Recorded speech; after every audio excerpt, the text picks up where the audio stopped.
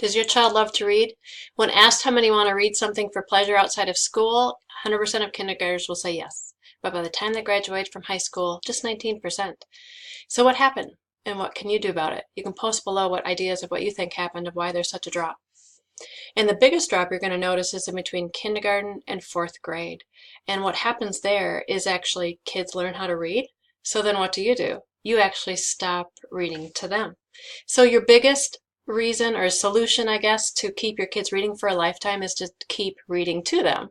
Keep reading aloud to them. It makes it more pleasurable. Instead of saying, go read a book, and then it's like not fun because they're struggling, just keep reading to them. Read above the age level that they're at. Read smart books for smart kids. Don't read stupid books because there are some out there.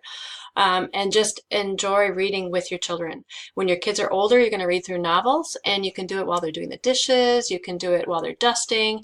So keep reading aloud to them, and make sure you're doing it at least 3 times a week. That's your benchmark, is just reading aloud 30 minutes at least 3 times a week.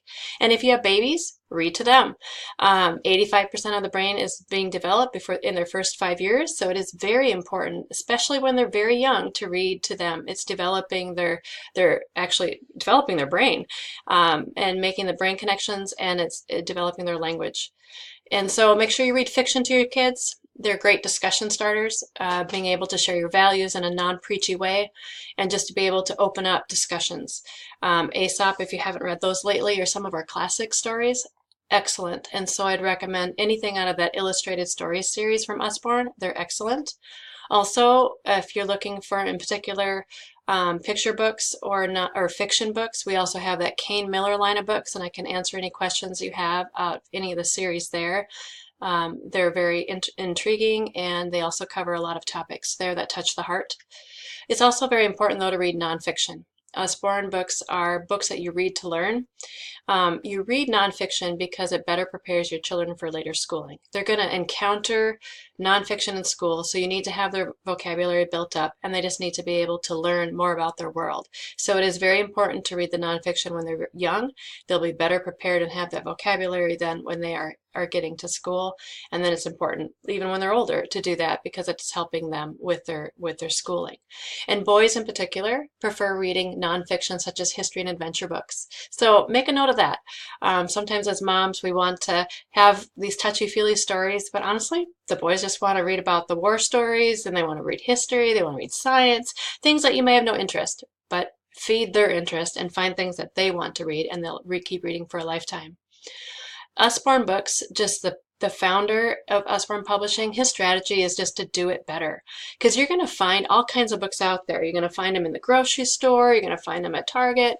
But you know what? There's some really poor quality books out there, and really poor stories as well. So our strategy with Usborne is just to do it better. And we do. They're very good. They're very high quality. They also appeal to all different learning styles. So you have your auditory, your visual, and then very interactive hands-on. We've got lift the flaps, we have very step-by-step visual instructions, science experiments. A lot of our books are internet linked so that they can go and see further information online, either doing games or doing tests or seeing videos. So very, very interactive. And Usborne actually writes their own books.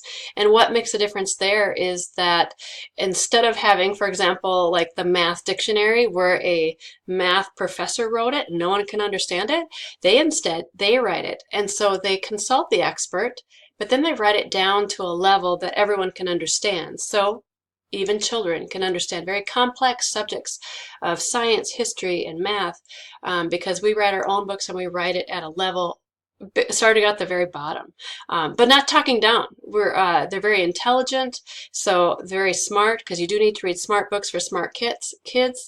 Smart books for smart kids, but it is important that they're fun to read. So Usborne books really are the books that your kids will read for fun.